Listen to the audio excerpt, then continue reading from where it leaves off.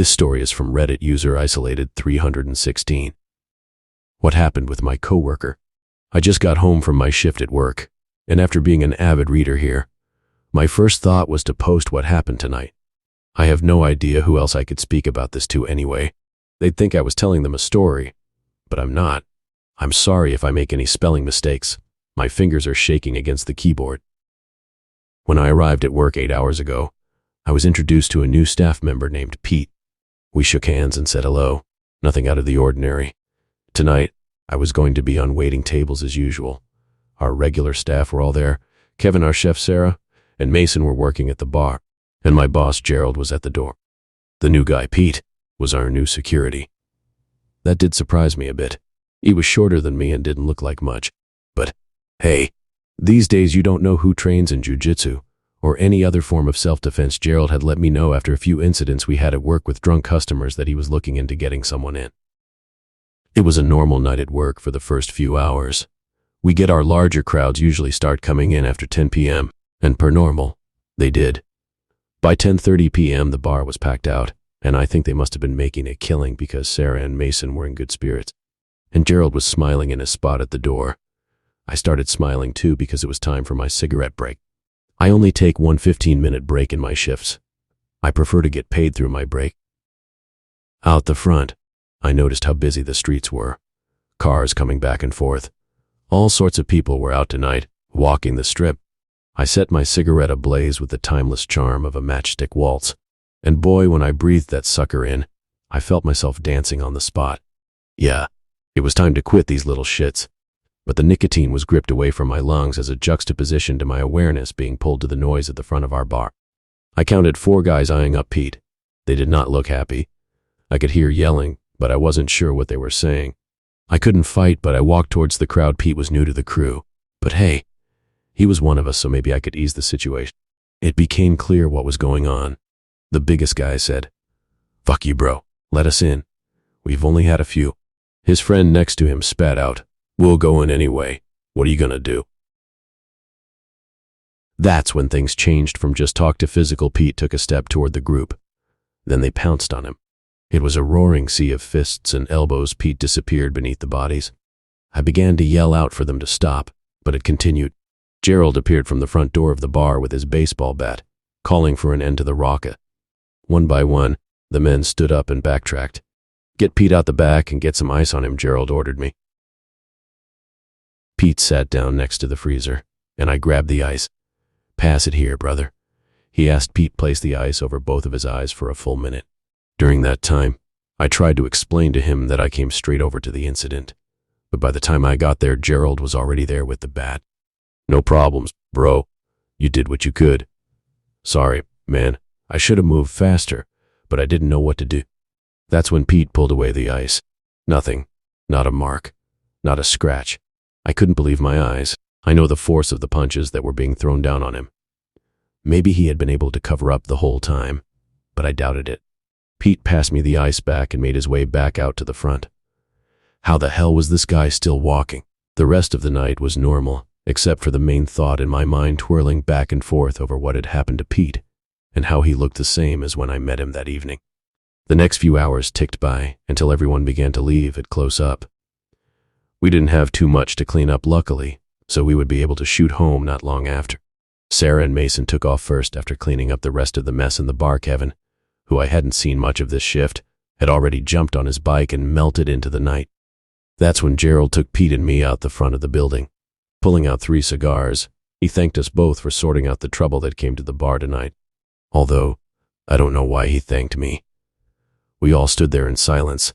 I'm sure all of us were relieved at what was the end of an adventurous "What's up, motherfucker?" A voice called out from the other side of the road. The same 4 guys emerged from their car, but now there was another car with them, and another 3 guys jumped out, 2 of them carrying their own bats, but one of them had a gun. I felt my body freeze in fear. I wasn't one for confrontation, but a gun. I was a statue of anxiety. The collective advanced in our direction, a looming presence growing larger with every step. But before my fear could even imagine what would happen, the sound of 2 gunshots filled up the night. Pete dropped to the floor. The men scurried to their cars and sped off. I was the first to move. I placed my hands over the holes in Pete's shirt that sat over where his heart was. Gerald instantly ran inside to call. I was sweating like a track runner. Then I puked my guts out, but I still pressed on over the wounds until I felt my will leaving me. I woke up to the sound of sirens in the air. Once I was sat up by the paramedics, the cops were instantly asking me all sorts of questions, asking me what had gone on and where my friend was. I told them that Gerald was inside making sure we had help coming. But it wasn't Gerald they were asking about. They were asking for Pete, and he was nowhere to be found. Once I came to properly, the cops pointed out that there was no blood anywhere near the supposed fight scene or where Pete had lay shot. I couldn't explain any of it. Neither could Gerald. I was in shock and felt lost in my thinking. But now, as I'm sitting at home writing this, a news alert has jumped onto the TV. 2 cars about 5 miles from our bar had been wrecked in an accident. This story is from Reddit user Koala Life 4089. People are scarier than anything paranormal. This is a true story, an experience I had. It must have been over a decade ago. I was a kid when my dad bought this quaint house on the outskirts of a little town. It was a decently sized home with a big backyard overlooking the marshes and unused farmers' fields, and the only entrance to it was either through the house or across the large fields. To put this into context, my bedroom at that time, while living with my dad, was situated at the back of the house, facing the big back. I remember one night very vividly, around 10 to 12 years ago. I was in my room, engrossed in digital artwork on my computer, something I loved to do as a teenager, and usually with headphones on while listening to music. I was positioned semi-away from the big window in my room, which happened to be the largest in the house. I had my blackout blinds drawn, and my room was the only one in the entire house with the light on. From outside, you'd probably see slivers of light through the edges of the folding blinds. It was between 2:30 and 3:00 a.m., and I was peacefully minding my own business when I heard a massive slam on my window, a dull but loud thud, and what sounded like a shout. My dad was sleeping peacefully in the room next to me. How he didn't hear anything at the time still amazes me. I sat there, shaken, not sure of what I had just heard until it happened again. I heard it clearly. Somebody was outside my window, in the backyard. Whoever it was had no reason. I was too scared to open my blinds, so instead, I got up, staring at the window without taking my eyes off it. Something I'm grateful for to this day is that I followed my gut feeling. My gut was telling me to grab a flashlight and check the front door. This was an old house, so to reach the main entrance, I'd have to leave the comfort of the house and enter the barn.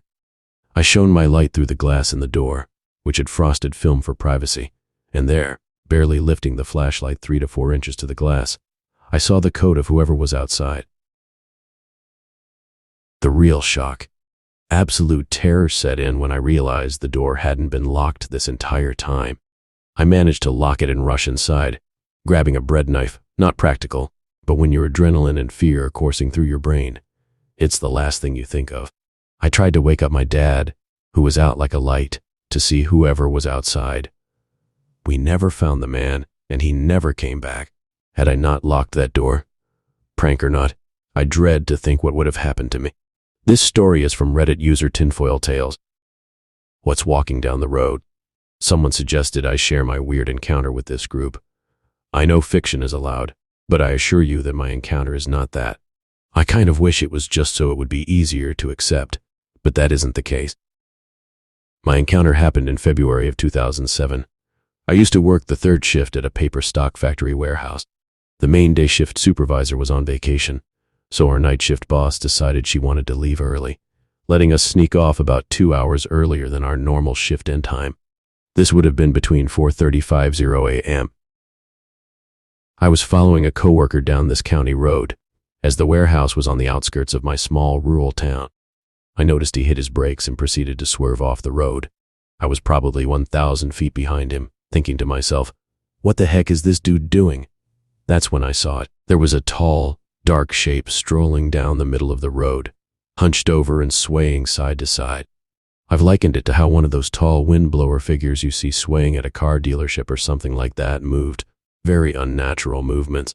Describing it wouldn't do it justice. It would only really make sense if someone saw it themselves.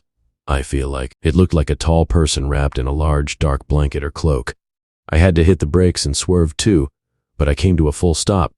Whatever it was, I couldn't make out any features or characteristics. I saw a large torso with 2 legs. The upper half was hunched forward, as if it was leaning like an older person with a walker. At that time, I was driving a 1998 Ford Explorer, and I've looked up the height of the vehicle. It lists it as around 67 inches, but whatever walked past my driver's window was a good foot or more higher than that, leaning forward. So, I believe whatever was walking was over 7 feet tall minimum. Again, I could not see a head or any arms, but just a figure with legs walking. My taillights illuminated it as I started to drive past it. I couldn't make out any definite details for the body. I didn't see fur, skin, or anything like clothing. It was solid, not translucent. It was just large, thick, and black, or at least very dark gray in color. My coworker had pulled over into a parking lot a little ways down the road, and I followed him in. You could tell he was scared. He was saying something along the lines of, "What was that? It didn't have a head," among a lot of other things most panicked people say. We decided to drive back down and try to see if it's still there and what it actually is. I drove in front, and he followed behind. We came up to the general area, and I noticed there's a large black animal lying in the middle of the road. It appeared to be a big black dog. Part of me knew this wasn't large enough to be what was walking in the road, but we had to stop because it was directly in the middle of the roadway. I decided to get out and walk up to it. All the while, my coworker is yelling at me to get back in my vehicle. As I approached whatever was laying in the road, it brought its head up and looked back at me. Its eyes were glowing yellow, which I wrote off as eyes shine from the headlights, but it growled at me. So I stopped dead in my tracks and just watched. This thing stood up on its back legs like a person but fell back down. It sat back up and hobbled off to the side of the road like a wounded animal that wasn't able to use its front leg. It looked like your typical German Shepherd wolf type face, but its fur was puffy like a chow dog's. It was a lot bigger than most dogs, but still nowhere as tall as whatever was walking down the road.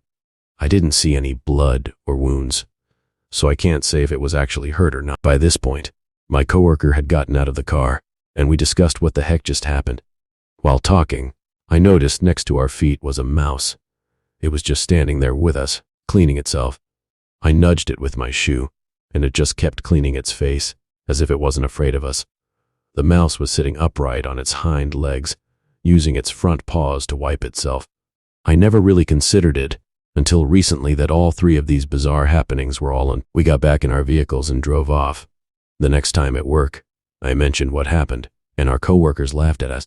So the other guy who saw it told me if I don't stop talking about it, he's just going to deny it, and I best just forget about it. So, for essentially 15 years, I never told anyone, up until recently. I have tried to rationalize it into something that makes sense, but even then, it doesn't completely add up. I have tried to explain it away as just a large dog that must have gotten hit by another vehicle before my coworker and I got there. Maybe it was messing around with the mouse, and it got hit, which broke its front legs. So that's why I was trying to use its back leg. The mouse was traumatized from the dog trying to mess with it, so it was just standing there cleaning the dog slobber off itself. That sounds at least plausible until the original thing we saw walking without a head. The dog was nowhere near as tall as that thing was, so even with the dog standing upright, it was close to 6 foot roughly. But whatever was walking had to have been over 7 feet tall, as it was so much taller than my Explorer even when hunched forward. I can explain away the dog and mouse, but I can't just explain what that was, so I'm back at square one, trying to understand what it could have possibly been. As someone who's always been very skeptical, it becomes very hard to accept the unacceptable. I have always been interested in weird creatures and such, but I never truly believed they existed. I still struggle to believe that all these crazy stories could be true, and yet who am I to say they aren't, especially with the weird crap that my former coworker and I went through that night. All I know is what I saw, but whatever I saw is something I don't know, and probably never will. It sounds crazy, and I personally would be hesitant to believe it if someone else told me this happened to them, but that's what happened. This story is from Reddit user Comrade Milton. Experience in George Washington National Forest.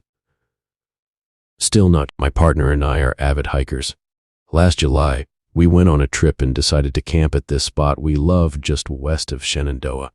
It's quiet, off the beaten path, and offers absolutely spectacular views of both Shenandoah and portions of George Washington National Forest to the west. The first day and evening of the trip itself were nice and uneventful, though we didn't sleep super well because of the humidity. The next morning, we decided to go for a hike in a portion of Jefferson Forest we'd never been to before. It's comprised of ATV trails and about a dozen campsites, but has a trail that leads to an old fire tower we'd always wanted to check out. It was about a 45-minute drive from our campsite, mostly on back roads. When we got there, the first thing that stuck out to us was how empty the campsites were. We didn't camp there the night before because we'd heard that the site is usually packed and we knew we wouldn't arrive early enough in the weekend to get a spot. There were only 2 spots taken. In one was a desiccated tent and a bunch of garbage. It looked like someone had been there for a while, but it was deserted when we arrived.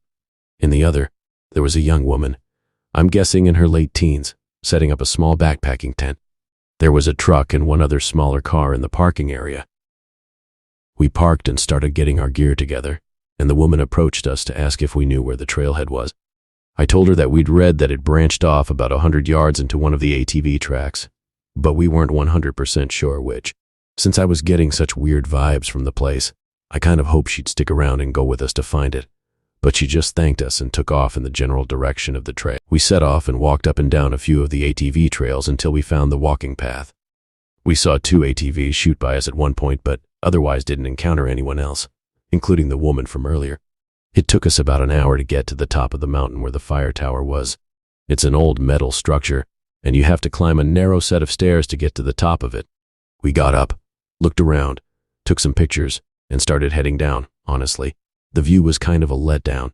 About halfway down, very suddenly, everything stopped. The birds, the bugs, it was dead silent. And I don't know quite how to put this into words, but it felt like the ancientness of the forest was contorting and crushing us. I felt trapped and cornered in spite of the expanse around us. My partner and I looked at each other and wordlessly started to book it out of there. We started running back to the car, but the feeling only followed us. As we were rounding one of the switchbacks, we heard this unearthly shriek, like a cross between metal on metal and a choir screaming off-key. And we saw something. I just got a glimpse of it before we blacked out. I don't know how to describe it other than it looked huge, despite clearly not taking up much physical space and moved in writhes and flashes. It didn't have a color. It just felt like evil and emptiness. I probably only perceived it for half a second before my memory completely gave way. When we came to, we were sitting in the car, and 2 hours had passed.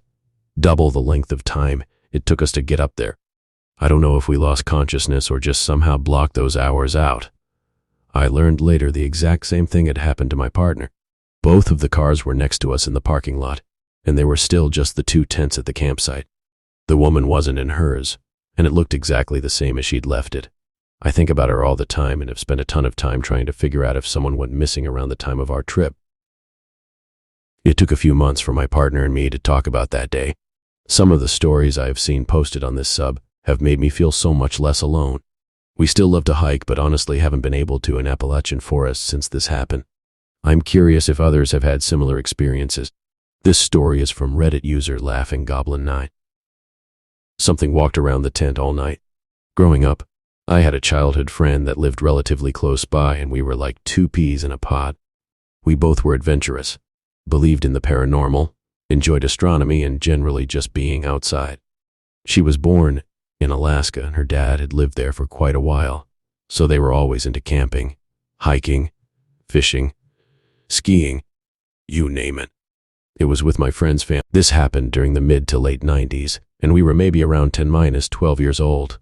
It's been a while, so I can't remember exactly. One camping trip, we went to this lake in the forest that was surrounded by a meadow, and feeding the lake was a small stream leading out of the wood. Anyway, we played in the meadow and stream all day while my friend's dad fished. The lake wasn't very big, and because it had a meadow all around it, he could keep an eye on our whereabouts while he fished. While messing around by the stream, the wooded area it was coming from gave me weird vibes. Can't explain it. Anyway, the day faded away into early evening, and it was time to leave and find a camping spot. My friend's dad packed up his fishing gear, and we all walked back to the truck on this long, winding path through the woods. Once in the truck, we drove into a more remote area of the forest and made our way up this steep road that was so rough, and at such an incline that I was convinced that my friend's dad was going to break his truck.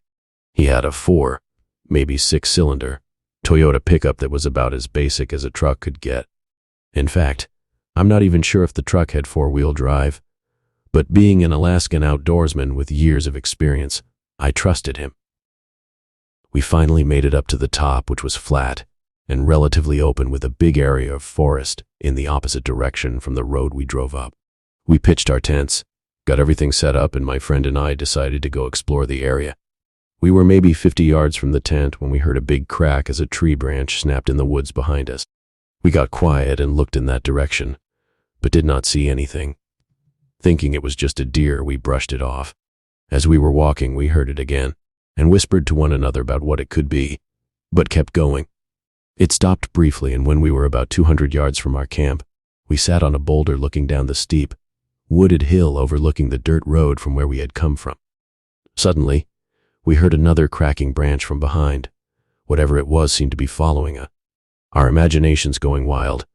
We came up with everything from a serial killer stalking us in the woods to deer to big. When we got back to the campsite, we told her dad what we had heard and how it seemed to be paralleling us.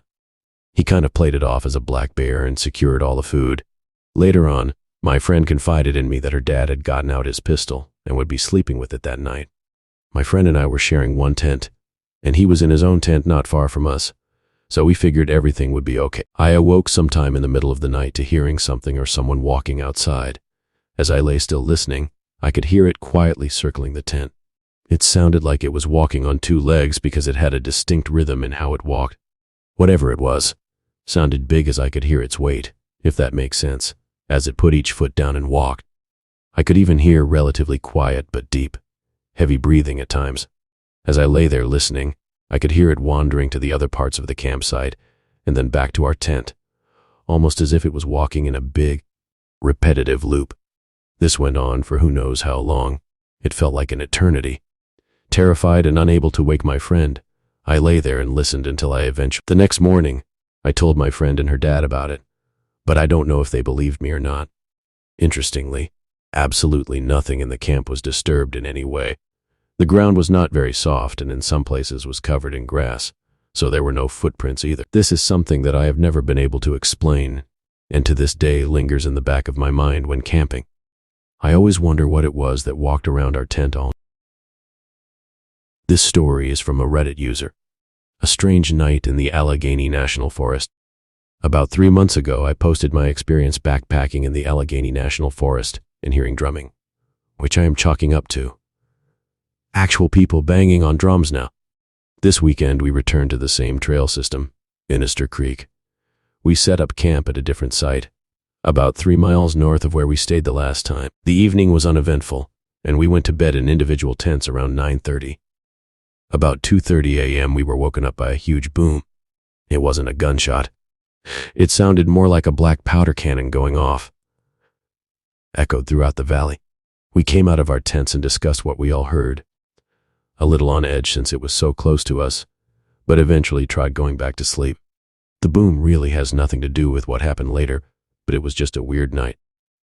As I'm laying in my tent, unable to sleep, staring at the ceiling, I kept seeing shadows on the tent wall. I would swear I'd see a silhouette of a person walking towards the tent, but as I'd look at it, it would disappear as quickly as I noticed it. I decide I'm just seeing things and closed my eyes, eventually falling asleep. Next thing I know, I'm being woken up by a young-sounding female voice saying, "Dad, Dad, Dad." I jolt awake, unsure I actually just heard this. So I'm laying there. Check my watch, which says 5:13 a.m., wide awake at this time. And about 30 seconds later, right next to my tent, I hear very urgently, "Dad, Dad." There was something off about the voice too. It was just creepy. I got major chills, like nothing I've ever experienced. Now, my daughter didn't come with us, and B, there were no females in our small group. It's pitch black out, I see no flashlights. No more light from the fire. I'm trying to rationalize what I'm hearing and sit up in my tent, thinking maybe a camper from another site wandered into our site thinking she was at her dad's tent. I unzip my tent, shine my flashlight out, and catch a glimpse of a black bear walking off into the woods. I uncontrollably at that point let out a huge OFK, waking up the rest of my group. Bear didn't care. and just walked off into the darkness. So of course we are searching around with our flashlights and find nobody else around it. This whole experience was just crazy. What did I hear? Do black bears make noises that sound like a girl calling for her dad? Was it a ghost warning me there was a bear in our campsite? Guardian angel? Or did I have some sleep disorder-induced auditory hallucination that just so happened to perfectly coincide with a black bear roaming through our camp? Either way, both of my experiences overnight backpacking in the Allegheny National Forest have been pretty weird. This story is from Reddit user Commercial Law 421. What is this thing? This is not my personal story, but my dad's. I want to see what people think the thing in this story could be. So this happened a long time ago before him and my mom had gotten married. When they were dating, my dad and my mom lived in different states for a short period of time because of work. I don't remember where my mom was, but my dad was in Arizona. So when my mom visited my dad, he would have to drive a relatively far distance to get to the airport to pick her up or drop her off. Not only was it far, but the only road there was in the middle of desert. So basically in the middle of nowhere. So one time my dad had dropped off my mom at the airport so she could go home. It was pretty late at night when he had dropped her off, so now outside was pitch black except for light from the car's headlights. There were also like no cars at this time, so the road was completely empty. Well, my dad was just driving back home after dropping my mom off, not really worrying about anything, when he noticed something in the middle on his side of the road. He slowed down to see what it was and saw what looked like a fairly big animal laying down and appearing to be dead. My dad told me he was fairly certain it was a deer. But he was looking at the animal from inside his car. All of a sudden the animal's head sat up straight and looked at him and just stared. He said he saw the skin of the animal move and that he saw a figure of what looked like a person inside of it. But he didn't get a super good look, cause without a second thought he said, in his own words, "Fuck this," and immediately drove around. He told me as he was driving he could feel and hear something running alongside of the car, and he started to panic. Right as my dad was saying a prayer in his mind and continuing to speed down the empty road for a few minutes, he finally felt like he had lost whoever or whatever had been chasing him. My dad said he doesn't believe it was something supernatural, but that he just felt an immense amount of fear in that moment and that he was in some sort of danger. He also refused to drive on that road if it was dark ever again because of that instance. So I don't know what that thing or animal or whoever was in my dad's experience. I kind of want to see if anybody has any information on maybe what it could possibly be. Supernatural or not. This story is from Reddit user Glitchpunk, a creature that roamed my dad's farm. Good day, friends. I recently told a friend about something I experienced as a kid, and they told me I should share it with you guys. So when I was young, I lived on a farm with my family that had some pretty freaky urban legends attached to it, even to the point that a lot of my indigenous family refused to visit out of fear. How the story goes is there was an evil creature that lived at the bottom of the hill and came out at night to torment and play tricks on people. I never believed in that stuff even as a kid, but one night I started having vivid, almost real feeling nightmares about being chased by it around the property that got so bad it ended up putting me in therapy. After a year of being haunted by this thing, I tried to tell my family that I wanted to move because of how real these nightmares were, but they just thought I had a wild imagination. It wasn't only the nightmares that made this so horrifying, though. Some days we'd find ravaged chickens and other days goats would go missing. I'd have friends stay over and never come back, and sometimes late at night we'd hear something chasing our horse in the field, and she would go crazy and scream into the early hours of the morning. Me and my sister started to believe that this thing was very real. One day a friend of the family's came to visit and stayed in the cabin down the back of the property, which was the first night I'd managed to have a proper sleep in months. That night, the friend of my parents had the worst nightmares he'd ever had and left early the next day and never came to visit again. He said as he was packing that something was chasing him in his dreams, and when he woke he heard muffled crying outside the cabin, and it was shaking as if something was hitting the side the building with full force. The look of fear on that man's face still haunts me to this day. The man was shaking and crying as he drove away. Now, my parents refused to talk with us about it. Later on that day, my sister and I walked down to the cabin to find it was on a lean, and the inside looked like it had been hit with an earthquake. My parents sold the farm and moved away a couple of months after that. I never had those nightmares again. A few years later, my siblings and I were sent an article about the farm and a murder-suicide that happened after the husband that bought the property went insane, stabbed his wife to death, and then shot himself in the head. My parents refuse to talk about it, but sometimes my siblings and cousins bring it up in conversation, sharing the trauma it caused us and our friends that refuse to come back after the horrible night terrors they experienced there. That entire town is fucked. Everyone that leaves that township has a traumatizing story that is either logic-based or supernatural. So many terrible things have happened there, so I wouldn't be surprised if there's something more sinister living on that land. If you want to go down a depressing wormhole, look up the Bowerville murders. It's our very own little Australian. I'm not sure if the whole thing was in my mind or a real horror story, but after finding out about the murder that happened a couple of years later, I'm starting to believe that thing is still there and entering people's nightmares, butchering the local wildlife and terrorizing whoever buys up that land. This story is from Reddit user Nautilsuna. Someone was outside my window. In the fall of 2018, our whole property was covered in dry leaves since we didn't take them until pretty late in the season so we could do them all in one big go. Before I tell what happened, I need to set the stage a little bit, so bear with me. My bedroom in the lower floor basement had a window that was at the exact same level as a little mulched area covered with leaves also. If I stood in my room facing the window, that area was directly in front of me, and to my right was my bed and a wall. On the other side of that wall was a wide gravel area that passed by the house on that side. Path may be inaccurate. That's all there was until some lilac bushes approximately 15-20 feet away at the edge of the property, forming a fence essentially. The gravel continued on to fill about half of our backyard in one huge stretch, and the other half was grass, again, all covered indiscriminately in leaves, completely blanketed. We have a lot of trees. Weirdly, my parents also owned a house next door with its own big tree. Besides the lilacs I mentioned before, the fence between the two backyards had largely been taken down to combine the two. This regular grass backyard was also pretty leafy, but not quite as much if I remember right, but that isn't super relevant for this occurrence anyways. Leaves on the ground or not, I can always tell when someone is walking on the gravel just on the other side of my wall. It has a very distinct sound. We had 3 cats at the time as well, and with leaves everywhere, even they made little sounds as they walked, which could be easily differentiated from human footsteps. One night, I was home alone. No one lived in that second house at the time, so between the two properties I was completely alone. It was about midnight, and I was feeling nervous for some reason.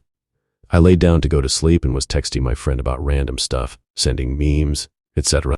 The house was completely silent, and I didn't have headphones on or anything, and my hearing is excellent. Suddenly, I heard a single, loud, very clearly human-sized footstep outside my window, right next to it. What's particularly weird is that that's all I heard. No approaching footsteps, no departing footsteps. One single big step and crunch of the mulch below the leaves, and that was it. I texted my friend, telling him there was 100% someone right outside my window, and I didn't know what to do. It was way too loud for it to have been a cat, which still would have made noise on the way up to the window in the first place. I grabbed a shotgun, and my friend headed over to my house with a pistol and flashlight. I grabbed a flashlight. Together, we carefully went around the whole double property and cleared literally everywhere, behind every shed, under the decks, up in the trees. You get the idea? We looked absolutely. The cats were all in the garage, as they tended to sleep there and has probably been in there since sunset. They were very lazy, laughing my ass off. It'd be pretty hard to find footprints among leaves as far as I knew, so checking out the area outside my window didn't tell us anything. I'd lived in that house for about 20 years by that point, and, in the first several years living there were constant strange things happening inside that indicated a haunting of some sort, but we never felt in danger. Just that there was someone else there with us. I absolutely believe in ghosts, but I'm not sold on them being able to interact with things physically. I don't know. This story is from a Reddit user. Don't let kids alone in the woods. March 1993, when my parents left everything behind and moved there. An old cabin among the forest, 200 kilometers away from our previous home. The nearest civilization was a small village with about 60 inhabitants. A 40-minute walk between the forest and the nearest town at an even greater distance. I got a lot of histories from those days and can tell more later. I was 8 years old, accompanying my parents in their retirements. A miracle child, or mistake, depending on the perspective. My mother was already 45 when I was born, and my father had reached his 50s. There was no more patience or energy for a child. It was a really difficult pregnancy, and my mother's health faded away with my birth, I was always the smaller child but healthy, but despite it all, I was never neglected. I vividly recall our arrival, my father's truck bringing us to the new home. I ran freely around, inhaling the air as if it were the first time I could do so. Soon, our belongings were inside the house, still in boxes waiting to be unpacked. It wasn't much, but enough to live. Around 4:40 p.m., my father suggested we visit the village, greet the new neighbors. Enthusiastically, my mother agreed, both still intoxicated by the newness. They ignored the long walk, my mother's weakened health, and the presence of the child that would slow them down. In minutes I walked ahead, a few steps in front of my parents, following the dirt road with a branch in my hands, hopping, astonished. As a city child, the closest I had come to this were small picnics and parks, but there was no comparison. The sun descended upon the tall branches. We heard the birds chirping, and occasionally, groups passed above our heads. My parents' steps became slower as my father adjusted to my mom's pace, and then he appeared in front of me, within the trees off the beaten path. A deer. Immobile, it stared at me, and I, in turn, did the same, feared to disturb it. Majestic, even from a distance, it seemed imposing, its eyes as dark as the night, as round as the moon, but unlike the moon, they were opaque. We stood there, like statues. It didn't even seem to breathe, while I, hypnotized, couldn't look away. Perhaps it was just the beauty of nature enchanting the heart of a city child for the first time, or perhaps the magic of the woods. Everything seemed like a movie to me. I stood still, what felt like seconds and at the same time hours. The steps, once distant, were approaching. The sound of dry leaves being trodden upon became more and more present. But not even that made me divert my attention from the creature. We played the statue game together. "Dad, look," I murmured, changing my gaze for the first time towards the heavy steps echoing behind me when they finally caught up to me. Nothing. There was nothing. Dazed, I turned my head back to the deer quickly, looking for my previous playmate to find an empty space. My breath failed me, and a shiver ran down my spine. Only me, at 8 years old, surrounded by countless trees and who knows what else. The enchantment faded in the face of the despair that took hold of me. "Mom," I shouted, hearing birds taking flight in response. "Mom," I exclaimed louder, receiving my own voice echoing as a response. The crickets began their song, and the light started to decline in the density of the forest. Without hesitation, I ran down the trail, tears blurring my vision. I stumbled over roots, my knee bleeding. From the corner of my eye, I swore I could see the deer, now seemingly chasing me, disappearing every time I tried to look directly at it. On that first day, I began to harbor hatred for the place. I ran as if death itself were following. I slowed down, exhaustion overcoming adrenaline. I spotted a meadow, leaving the trees behind.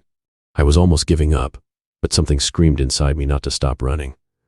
I swallowed saliva with a throat as dry as sand and used my last breath to sprint toward the brightest area. Like the light at the end of the tunnel, I found my parents, motionless. "Katharina," my mother exclaimed, running towards me. "Where have you been, my little one?" Her embrace of pure concern reached me, and I cried until I had no voice left. I wanted to explain, understand. I was in front of them. How could they pass by me on the same trail without seeing me? I waited for them next to the deer. How could they abandon me like this? A bewildered child, in my mother's arms. Breathless for more tears, I broke free from her embrace when my father bent down to lift me, resting my head on his shoulder. "The village is right there. Let's go," he said, stroking my back, trying to console me. "You scared us, but it's okay. Everything will be fine. Let's go." My mother stood up, and he turned, following the path in the wide meadow that separated the forest from the village. I buried my head in his shoulder, exhausted and frustrated. I curled up in his lap, seeking some relief. I lifted my head once again, looking into the darkness between the trees, while in the field, a trace of light still lingered. Genuine fear seized me for the second time that day. And there it stood, staring at me, with eyes immense and black, motionless and breathless. The deer. This story is from Reddit user, Rosh. Not saying I got reincarnated, but still a pretty wild coincidence. About 2 years ago, I had by far the most disturbing and vivid dream of my life. To sum it up as concisely as possible, Some friends and I were wandering through an abandoned, run-down, antiquated-looking house when I fell through some broken floorboards down this huge shaft and got caught on a rope. While I was dangling there screaming for help, I saw another girl lying on the rocky stone under me, already long dead. The rope I had got caught on was her noose. It was a somewhat failed attempt at suicide. She must have slipped from the noose and died on impact when her body hit the rocks. The visceral sense of dreaded terror unis was so insanely palpable and unforgettable. It was literally unlike cut to the present. A few weeks ago, I began getting super interested in genealogy and learning about my old family history. I was having a conversation with my aunt about the lore in her my grandfather's side of the family, and she mentioned that his sister died tragically young and kind of gruesomely. How? She was fetching water from a huge, deep well in their old, run-down village and fell down the shaft when the rope wouldn't catch her. She was dead when they found her. This story is from Reddit user Morganra. I bought some land for hunting, but got more than I bargained for. I purchased a hunting property in southern Maryland a few years ago. It's a decent chunk of land over 400 acres, almost entirely wooded. Its history goes all the way back to the 1660s when it was deeded to some English military colonel. It has an old plantation-style house built in the 1870s. We were told the original house had burned down. It has a family cemetery with gravestones that go back to the 1780s, and a lot of overgrown boxwood bushes, the ones you prune into shapes. The place did seem a little creepy right off the bat, but I've always been a pragmatic kind of person. I didn't give that stuff a second. The land had been leased by a hunting club for the past 20 or so years. All the stands were set up and trails were already established. It was a perfect fit for us. At one point, I made an off-handed joke to the hunting club guy about the haunted house. It really does look like one. He said something along the lines of, "Yay, this place will make your hair stand up sometime." He seemed surprisingly serious. I thought he was going to make a joke back about it. Again, didn't make much of it, but it stuck out. The house was unlivable at the time of purchase, so we were commuting back and forth from a friend's anytime we needed to be down there to get work done. I had never been there at night by the time deer season came around. Me and 4 other guys went, we have to get to our stands pretty early when it's still dark. We each go alone to different stands in different areas. First light is usually around 6:15, so we got there around 5:15. It's about a 15-minute hike through the woods to the stand I was at. Opening day, no issues. Nothing weird happened. Kind of a slow morning. Saw a couple deer, but nothing worth taking. Second day, same schedule. Got there at 5:15 and started my hike out. Part of this hike is on a long and straight logging path. Once I got on this logging path, I started to get the sense that someone was watching me. The feeling came out of nowhere. I've hunted since I was a kid and have had deer snort and stomp at me in the dark. I know the wildlife is always watching, but this felt very different. I shined the flashlight through the trees in all directions, didn't see anything, and chalked it up to being paranoid because of what the hunting club guy said. It was an intense feeling. I got to my stand, which is what we call a ladder stand. It's basically a ladder going up a tree with a seat at the top. Got situated and was looking down at my phone since it was still dark. Out of the top of my vision, I saw a bright light. Looked up real quick, and it was a bluish-white glow that lasted about 2 seconds at about 150-200 yards out straight ahead. My adrenaline was pumping like crazy. I thought to myself, what the heck was that? The next closest hunter was probably close 500 yards away, but to my left. There's no way I could have ever seen his light through the trees. I kept my stare at that same spot for what felt like forever, but never saw it again. I ended up trying to justify it in my head as either like seeing stars or maybe a hallucination of some sort. Around 9 or 10 am, I got down and walked in that general direction to see if I could see anything real quick, but there was nothing. We're on private land, there's no one else out here. 2 guys got deer that morning. I did not. Decided not to mention the lighted to anyone. It was probably just in my head anyways. Day 3, we switched up who went to which stand since the 2 guys who got deer weren't there. One of the guys did end up going to the stand I was at. Let's call him John. The day went on as normal, but was another bummer. None of us saw anything worth taking. John didn't mention anything out of the ordinary, and by that point I had started to forget about the light and didn't care anymore. Day 4 was our last day, and was another normal day. But thankfully I had finally gotten my deer. A small 7-point, but I was happy. John ended up taking a spike, small buck, for the meat, and the other guy decided not to take anything. We went our separate ways. A couple weeks later, I decided to put up some trail cams and sent out a text to the group with a joke about maybe catching the old colonel wandering around. That's when I got a call from John, and he told me he forgot to tell me that he saw lights in the woods at the same stand I did. My heart dropped. I said, "Dude, you're not going to believe this, but I saw the same thing." I asked what color was it and in which direction. He said it was like a bright blue or white straight out. Said it was quick on and off, so he couldn't say exactly.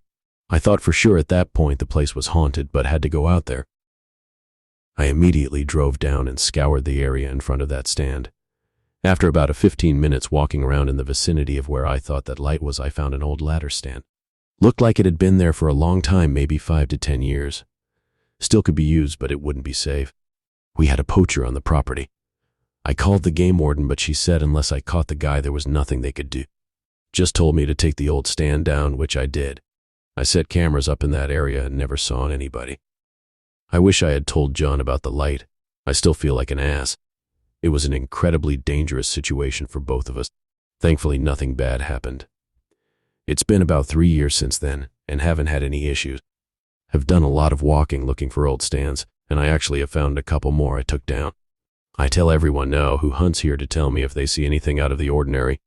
This story is from Reddit user Solitaire of God, AI. This day as a police officer will haunt me forever. When I was a police officer, a big part of my job was responding to suicides on the train tracks. People would regularly stand to throw themselves in front of trains to end their lives. It was often my job to find the body, search the body for ID, pick the body parts up, place it in a body bag ready to be taken to. I have lost count on how many of these types of jobs I attended. Most of the time, the impact of the train obliterated the body, and I was there picking up pieces of flesh that were indistinguishable.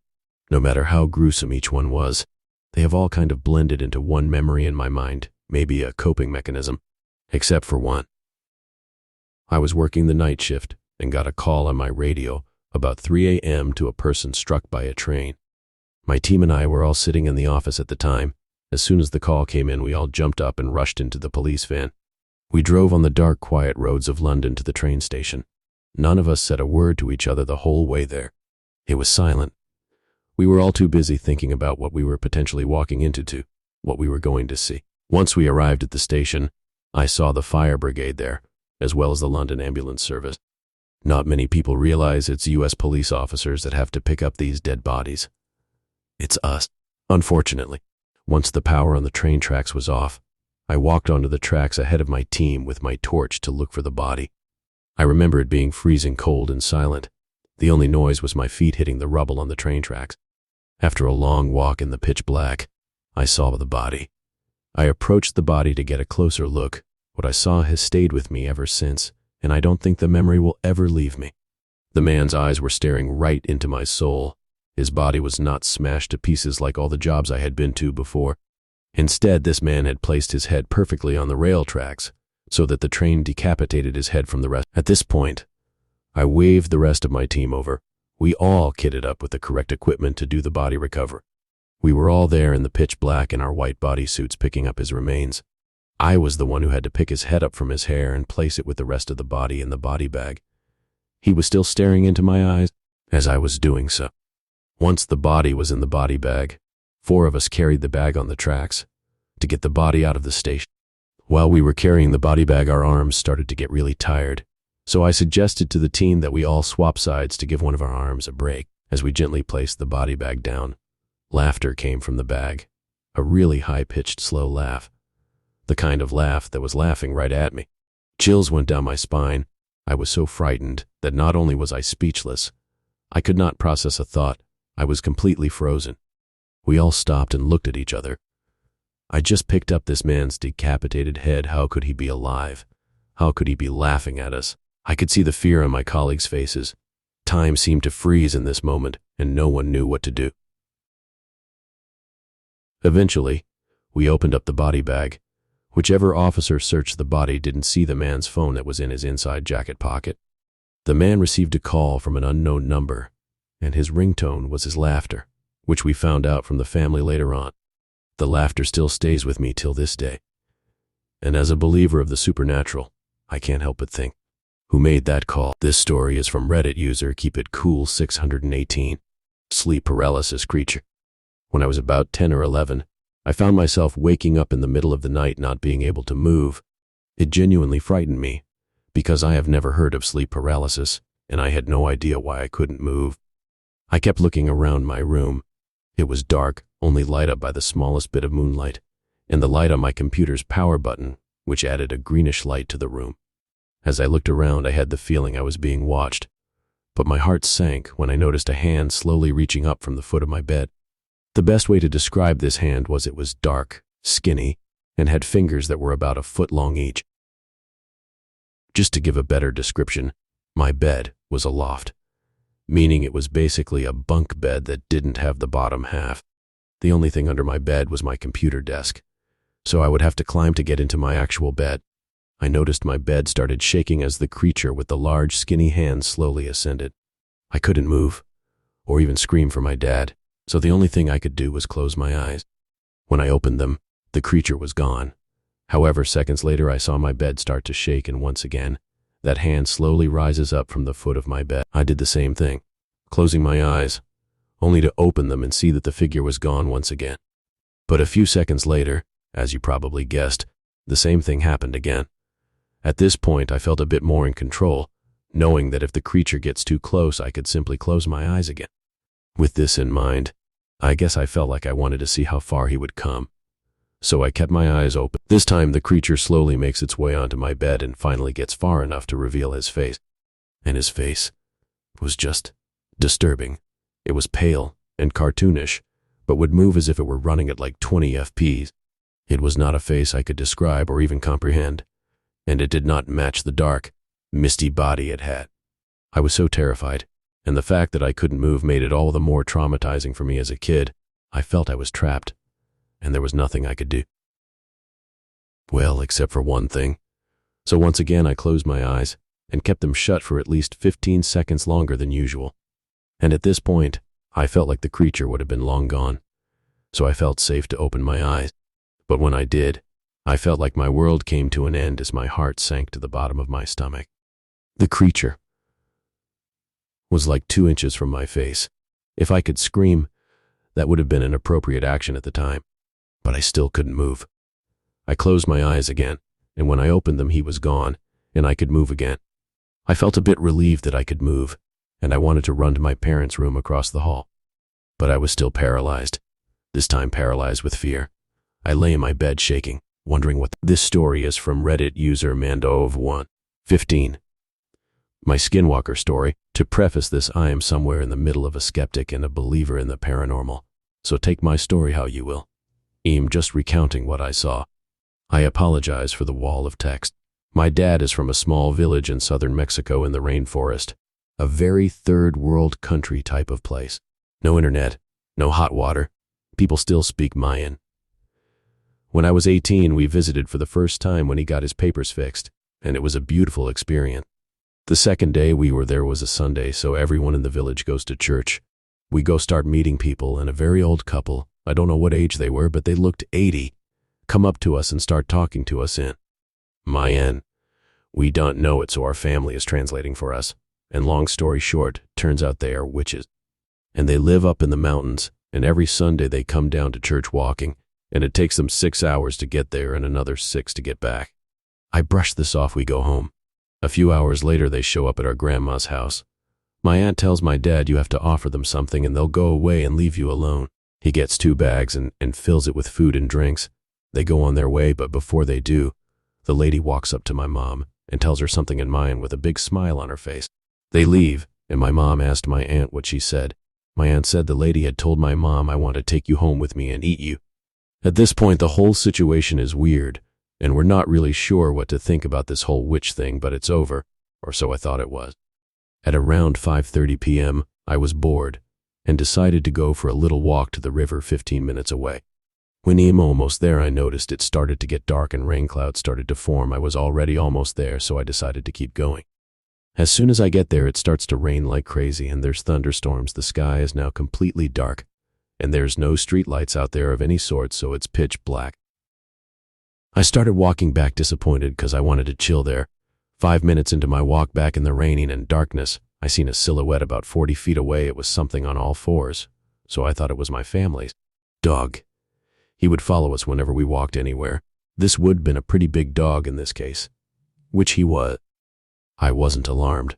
I walked closer, calling his name out. As I get closer, I swear to God, I see this thing start to slowly go from all fours to standing up. Keep in mind it's pitch black out there, so all I am really seeing is a silhouette. I'm not really freaking out in the moment. I think I was too shocked to have a reaction to what was going on. Now, getting closer, this thing is standing up walking. And what would you know? As we walk past each other, I can finally make out what it is, and it's the old witch lady from earlier. From there, I sped walk home and never looked back. Told the family, and they told me there are stories of skinwalkers there, but they never believed them. We never saw the old lady again after that, not even at church the next week. I don't know what I saw, but my guess would be this lady is actually a witch, and she can skinwalk. So there's my true story. Hope you enjoyed. The story is from Reddit user Glittering Return 316. I was 13 and left home alone. Big mistake. I was 13 when this happened, and it still gives me nightmares thinking about it. My parents wanted to go out on a date night, so they left me home on a Friday night. I am an only child, so I stayed home alone. We had a one-story home with a daylight basement that had its own entrance.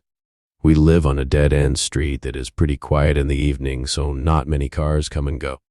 My neighbors are pretty close to my house too, so I didn't feel uncomfortable being home by myself.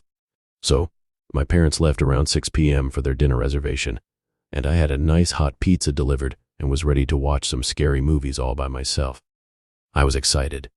I locked the door behind them and popped on the TV. I was scrolling through the movies on my Roku app and decided to watch one of the Halloween movies first. I snuggled in my nice, warm, fuzzy blanket on the couch, got comfy, and began my night alone. About an hour passed and I got up to use the bathroom. While in the bathroom, I thought I heard noises coming from the basement. It sounded like something was moving around, but I figured I was home alone. What could it be? So I brushed it off as nothing. I finished in the bathroom and went back to my couch to finish the movie. Another 5 minutes passed and again, moving noises in the basement. Now I started getting that nervous feeling in my gut. I stopped the movie to listen for more noises. Oh crap, what is that? I thought about that entrance door down there and wondered if it was locked. I assumed my parents locked it. Oh, I hope they did. I didn't know what to do. I took a deep breath and decided to walk towards the basement and put my ear to the door. What a mistake. I heard footsteps coming up the stairs. I froze in fear. This has never happened to me before. I have been home alone in the past, but mostly during the day. I know the obvious thing to do would be to call the cops, but did I do that? No. I ran outside and went to my neighbor's house and banged on their door. Thankfully, they were home and let me in. I was out of breath, scared, and couldn't get the words out fast enough. I asked them to please call the cops. There is someone in my house. Hurry, please. They called 911, and the cops came over within 10 minutes. I also called my parents to let them know what was going on. I let the cops check out the house and I stayed at my neighbor's where I felt safe. After some time, one of the cops came over to my neighbor's house and said they didn't find anyone in the house, but did say that whoever it was came in through the basement entrance. It must have been unlocked. Nothing was taken, and everything was in its place. My parents got home and of course were very upset and scared. The cops assured us the house was clear and to please lock our doors and windows at all times. They think this person saw my parents leave and assumed the house was empty. I don't want to think that this person knew I was home alone. After some thought, my mother said, "Oh no, I don't think we locked the basement door." She just assumed since we lived in a quiet neighborhood, we were safe, so she didn't really worry about it. Needless to say, after this night, we all made sure every door and window stayed locked. They still leave me alone, but they let the next door neighbors know when they do just in case. I still think about this night and it gives me nightmares. I am 16 now and feel a little uneasy being home alone, but I know I need to get over it. Please stay safe out there and always lock your doors. You don't know who is lurking around your neighbor. This story is from Reddit user Crafty Cynic. Creepy uncle. Now, this happened almost 20 years ago when I was 15 and still living back home with my grandmother and uncle. To provide some context, my grandparents had built a house together with their son, grandparents living at ground level, their son, my uncle, living upstairs. They pretty much built the house with their bare hands and with the help of family members. So for my uncle that meant working his 9-to-5 job, then driving to the construction site and working there until late in the night. They did this for almost 2 years, and I guess due to the stress of working nonstop, plus an ugly divorce he was going through shortly before finishing the house, he first became weird, which I guess turned into some type of psychosis. He stopped going to work because everyone there was watching him. No one was allowed to open windows to let fresh air in because someone could break in. All doors in the house had to be locked because otherwise gas would enter the rooms and catch fire. Nonsense stuff like that. At the time when I was about 15 years old, I lived with them for a few years, grandmother and uncle. Grandfather had died in the meantime, and even though my uncle never did anything bad, he was still eerie, and I was regularly. For example, he had the habit of silently standing in the pitch-dark hallway in the middle of the night for God knows how long. Sometimes, I would watch TV in the living room late at night, thinking everyone was already sleeping. When I got tired, I would switch off the TV and open the door to the hallway and scream with terror because he would be standing directly behind the door. In the dark. This happened frequently. He always acted surprised that I would get scared because in his mind he was just keeping watch. Something else he did that I absolutely hated. Sometimes, when I was sleeping in my room, he would randomly barge in and check if everything was all right. And when I say barge in, I mean that. He would rush in, almost as if he was expecting something bad happening to me. Now that you got some idea of his weird behavior, let me explain that one creepy night. I was laying in my bed, sleeping. Ordinary night. I don't know how late it was, but from my feeling I would say I had slept for a couple of hours when I suddenly woke up. I don't really know what woke me. There had been no noise or anything, but for some reason I woke up instantly terrified with my heart pounding, eyes wide open. My breathing was fast and loud, so I tried to keep it down to listen. I stayed like that for a couple of minutes until I convinced myself that I just had a nightmare I couldn't recall. But then I heard something outside of my bedroom in the hallway. The bedroom door was closed. It was the distinct creaking of one particular step of the stairway, the third one from the top to be exact. So, naturally, I thought it must be my uncle following his habit of creeping about the house in the middle of the night. But a few seconds after that creaking, I heard super fast steps literally sprinting from the stairs, getting louder and louder until they came to a sudden halt directly in front of my door. I couldn't move. I couldn't scream. I just froze and held my breath, half expecting my uncle to barge in at any second. But nothing. No movement. No steps. No breathing. I thought, but it must be my uncle, and he must be standing right in front of my door. But somehow, I was also convinced that it couldn't have been him. I knew exactly how his steps sounded since I had heard them often enough. Also, the steps were unnaturally fast with a very sudden halt by the door. If a person ran that fast, it would have been impossible to come to such a sudden halt. They would have crashed into the door. Until this day, I cannot explain what happened that night and what these god-awful steps were. A lucid dream, maybe. I don't know. It still freaks me out. This story is from Reddit user FarPanic, 2881. The Night Visitor. This event has stuck with me throughout my life. This happened when I was in middle school, and now being 23 years old, I still remember it vividly. I used to live in this house through 4th grade to my high school graduation. For most of my younger life living there, I had a loft bed in my room. I also was lucky enough to be given the room with the walk-in closet since I had more clothing than my sister. This closet had a light switch on the outside and a lock on the inside of the door. At some point, if I remember correctly, I even put a lock on the wall so I could lock it from the outside. I'm not sure why now. Either way, I was very strict about sleeping with it closed every night. One night I was sleeping on the loft bed and had been woken up on my back. I had always been a stomach sleeper, so this was already weird. I was compelled to sit up slightly and looked over the side of my bed where the closet was. The door was wide open with the light on, and the inside was completely empty of any of my belongings.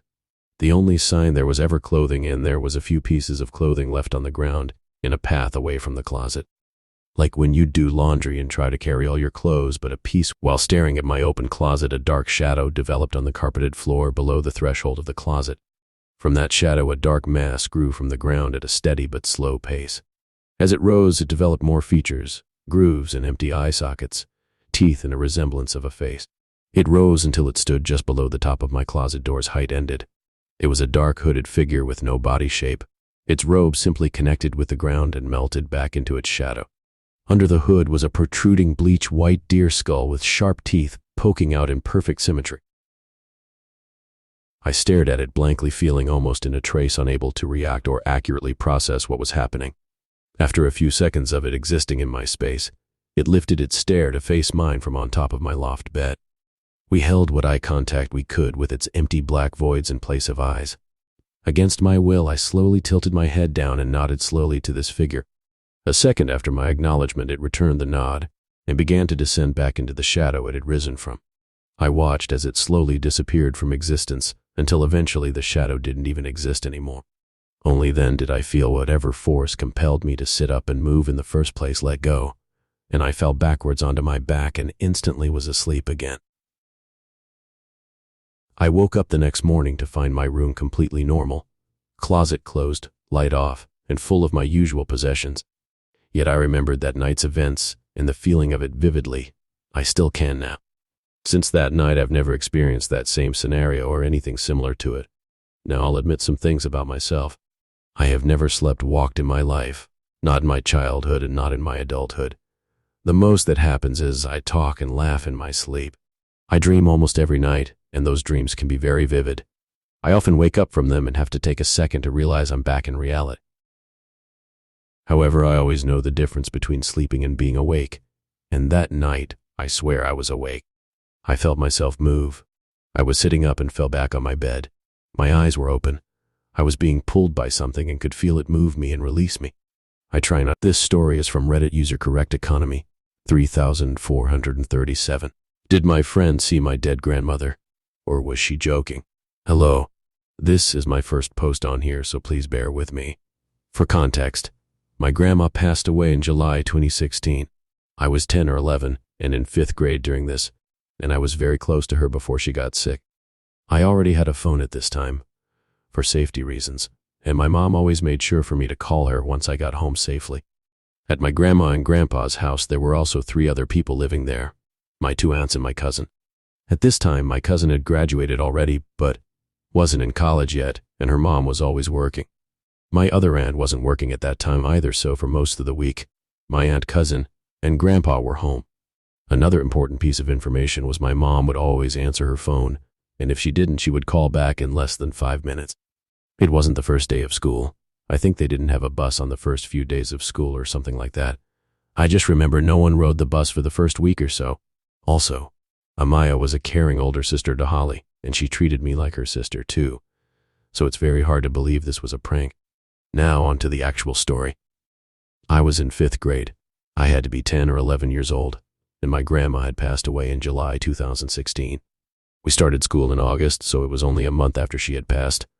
Before 5th grade, I would always take the bus home, but the school made a new rule that only 2nd graders and lower could ride the bus. 3rd grade and above had to get picked up or walk home. To this day, we don't know why they made that rule. The weird thing about it is the school didn't warn any of the parents that this new rule would be enforced. So, I got on the bus only for the bus driver to tell me and my friends that we couldn't get on. So I called my mom and told her, and she called the school and explained that there was no warning beforehand and nobody could come pick me up till later.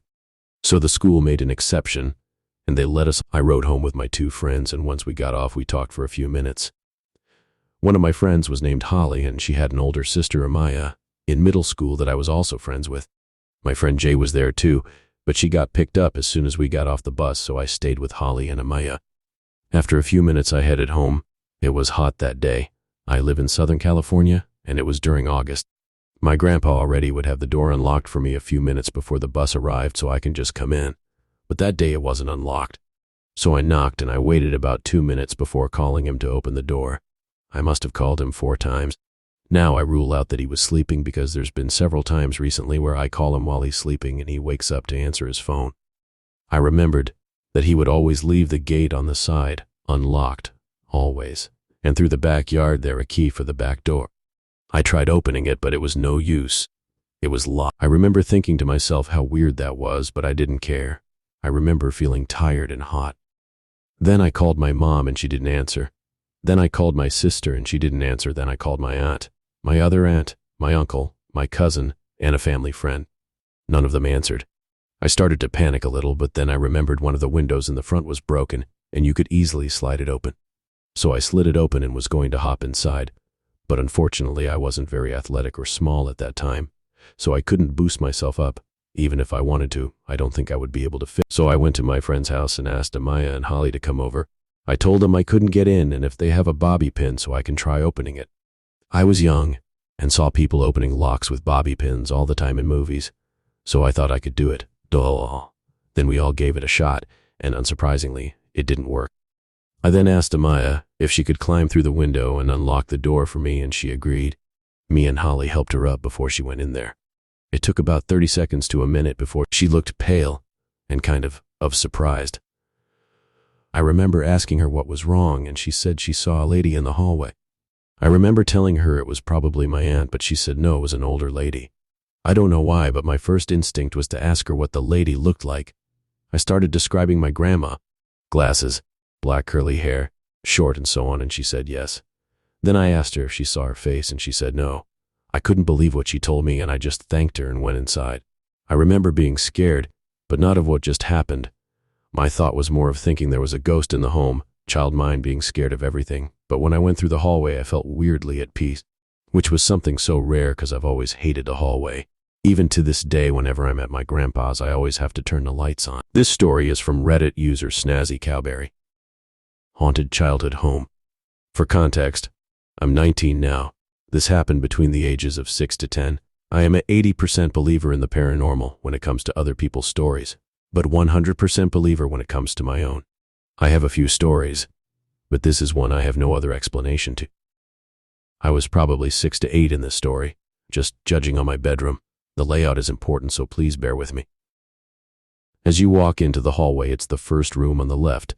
As you walk in, to your right is a straight wall, no bump outs, no windows. On the back wall, right in front of you is the window. To the left is another wall, but where you are standing at the door, if you look directly left, there is a bump out where the closet will be. That bump out is about a meter, maybe less. And then my bed is on the left wall as you enter past the bump out. My bed was positioned in the middle, with just the headboard touching. As a kid, and even now, I move a ton in my sleep, so I would be kicking the blankets off and waking up cold and having to reach and put them back on. Well, this night was no different. I had woken up cold and reached to my right to grab my blankets, and I had the urge to look at my door. And as I do, there is a kid peeking around. A black shadow, but couldn't have been any taller than me at the time. I could make out a head, a shoulder, and a hand on the wall. I just went still, paralyzed with fear. Another thing to note, I do have 2 brothers, one older, one younger. They were with my dad at my grand's house, so it was just me and my mom home. When I saw it, I was scared, but I didn't yell out. I didn't scream. I had to physically force myself to lay back down. And when I woke up, I kind of forgotten about it. It's only now that I remember it so vividly. I would see that boy often after that, always from the corner of my eye, like when you walk past a room and you think you see something, but you take a step back and look again and there is nothing. After we left that house in 2018, I haven't had any more of those. This story is from Reddit user available regret 460. I was 14 years old, walking home at night, and had the worst feeling about that Jeep. So backstory. I grew up in La Crosse, Wisconsin, a semi-small city with a low crime rate, at least back in the day when I was 14. It was such a quiet, nice city that almost nobody locked their doors. People would say hi to each other on the street. You could pretty much go to anyone's house for dinner and your parents wouldn't be too nervous about it, etc. And you could walk home by yourself at night from your middle school basketball game without fear, which is what I was doing this particular night. It had been a long game and went later than normal, and my parents had to both work in the morning, so they didn't go, which was fine. They went to all my other games, so they could get to bed early. It was an 8-minute walk from my middle school to my house, so there were no concerns about my safety. So I'm walking right. I'm wearing a pink sweater and jeans over my basketball jersey. My hair is a sweaty mess, but I was in a good mood because it was a good game. So I was walking in a relaxed fashion, unconcerned and unaware, and that's when I felt it. I can't explain how I knew, but I just knew I was in some sort of danger. I looked around me, and parked near the blacktop fence was a Jeep with its lights off. I ducked my head and walked away from it, hoping that I didn't catch their attention. No such luck. The Jeep followed me. It pulled up next to me and I saw the window open and I fucking booked it. Didn't look back, just ran. I had such a negative feeling about that Jeep. I didn't stop until I could see my parents' house, and I thought I was safe. Just as I stopped to catch my breath, I heard an engine rev behind me, and that same Jeep was tearing down the street, beelining towards me. I was in a position where I couldn't run anywhere safe in time, big open space near the road, so I just stood there, frozen in terror. I was backing up and must have looked every bit the victim with my sweaty hair and white face, because just as the Jeep pulled up near me and the door opened, some old guy across the street yelled something. I don't even know what the guy said, but the Jeep's door slammed shut and it peeled away. I didn't even thank the guy, which I feel bad about, because he might have just saved me from something horrible. I threw myself inside and slammed the door behind me, scaring the shit out of my mom, who was just heading to bed. When she asked me what's wrong and I told her, she woke up Dad. We considered calling the police, but since I didn't have a facial description or a license plate, there wasn't much to give them. All I knew is that it was a dark Jeep, and it chased me. That night, my parents never let me walk home from school again. A week later, the newspaper said that there had been a gang rape of a young woman at a nearby parking garage 5 minutes from my house, and a Jeep was mentioned. This story is from Reddit user OtherSpeech 992. The night I played hide and seek with a killer. It was a regular Tuesday night. My parents were away, and I had the house to myself. I was chilling on the couch, binge-watching a series, when I noticed something odd outside my living room window. The street was dimly lit, but I could make out a figure lurking near my neighbor's house. At first, I thought it might be one of their friends or a family member, someone they were expecting. But the longer I watched, the more uneasy I became. This person was just standing there, staring at their front door. It gave me the creeps. But being the rational person I am, I dismissed it as my imagination running wild. As the night progressed, I got up to grab a snack from the kitchen. That's when I heard a creak, a subtle noise that sent a chill down my spine. I froze. The front door was slightly ajar. Panic set in, and I immediately regretted not double-checking if I'd locked it. I hesitated, debating whether to investigate or call the police. But curiosity got the better of me, and against my better judgment, I tiptoed toward the door. It swung open with a soft groan, revealing an eerily quiet house. I heard a noise upstairs, like footsteps. My heart pounded as I realized someone was inside my home. Fear gripped me, but I forced myself to stay calm.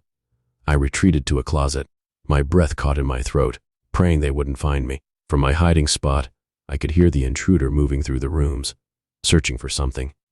The tension was unbearable. I clutched my phone, ready to call for help, when I heard a noise from downstairs. It was a door slamming shut. I strained to listen, and my blood ran cold as I heard the unmistakable sound of a scream echoing through the night. My mind raced, and I realized the intruder hadn't found me, but had moved on to my neighbor's house. Guilt and relief washed over me in equal measure. I couldn't believe the horrifying turn of events. I stayed hidden until I was sure it was safe. And then, with shaky hands, I called the police. When they arrived, I explained what had happened. The reality hit me like a ton of bricks when they went next door. My neighbor, a kind elderly couple, had been brutally attacked. The scene was something out of a nightmare. It wasn't a random break-in. The intruder had specifically targeted them. The investigation unfolded, and the police caught the perpetrator. Turns out, he had a twisted motive and had mistaken my house for theirs. It's a chilling realization that I narrowly escaped a fate that befell my neighbors. The guilt still lingers, wondering if there was anything I could have done differently. The randomness of it all, the fact that a simple twist of fate saved my life that night, is a haunting thought. It's a reminder that danger can lurk in the most unexpected places, and sometimes, survival is just a matter of luck. So, there you have it.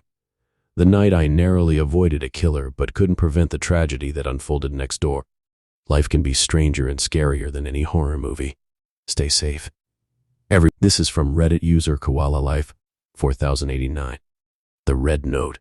When I was a kid, I used to dream every night. But as I got older, my dreams slowly faded with time. There was one dream I continuously had for an extended period of time, and it never fully evolved past a certain point, until one night. It would always start with me being in a cabin, a warm, cozy cabin in a huge pine forest. I remember laying in a bed on a cozy summer evening, looking at the creme-colored curtains that would sway in the breeze of the open window. Every time something would make me get up and go outside to the vast forest, the giant pine trees reaching for the amber-colored sky as dusk was settling in. The dream would always start off as this, but in the beginning, I would wake up before much else happened. The dream would slowly progress to me walking around this cabin until one day I saw a red note on the ground. It was no larger than a regular business card you'd see in your regular store. As the dream progressed with time, the warm glow of the sky would get darker and darker, and eventually turned into a moonlit sky with no clouds. But every time I would find an oddly placed red note on the ground, placed on the ground in front of a large parting in the vast trees, in what looked like an endless road into nothingness.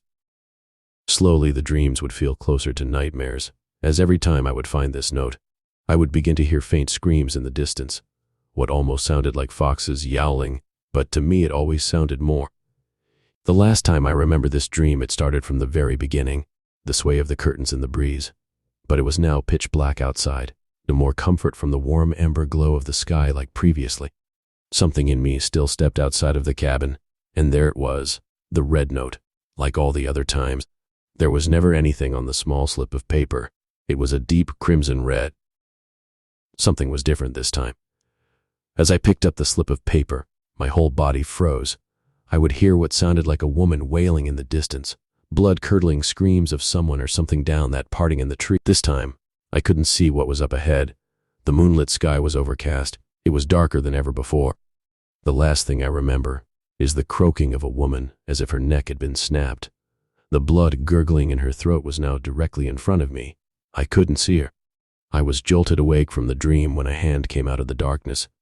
To this day, I haven't had that same dream, and it's been close to 20 years. As I got older, I began to realize the vague parts of the cabin I remember was that of my grandmother's house. Her sister fell out of a large pine tree on the property and snapped her neck on impact before my mother was born. This story is from Reddit user Emo94. Stalked by a psycho on a summer camp camping trip. I've told this story probably over 100 times, and despite being the most terrifying thing that's ever happened to me, I've come to appreciate that it makes for a great story, so I figure I'll share it with you all here. I should start by saying that I always hated going camping. My parents sent me to summer camp every year in Colorado, which involved at least one camping trip into the woods. Despite the brevity of these trips, I always resented them. The heavy bag, the lack of toilets, the spiders that always found their way into my tent. When I turned 16 and became a camp counselor in training, however, my distaste for the whole experience briefly changed. At that age, we were only a few years older than the oldest campers, but we were given considerable leeway in what we were allowed to do. Most nights, we would have to stay in the cabin with our campers, but it was rumored that the camping trip was a time where the counselors in training would get drunk, smoke weed, and hook up with each other after everyone else went to sleep. What I didn't know, however, was that the events of that camping trip would dissuade me from ever going camping in the woods again. The trip began as any other. Altogether, there were around 30 people on the trip. 4 counselors in training, 4 counselors, and around 20 or so boys and girls between the ages of 13 to 14.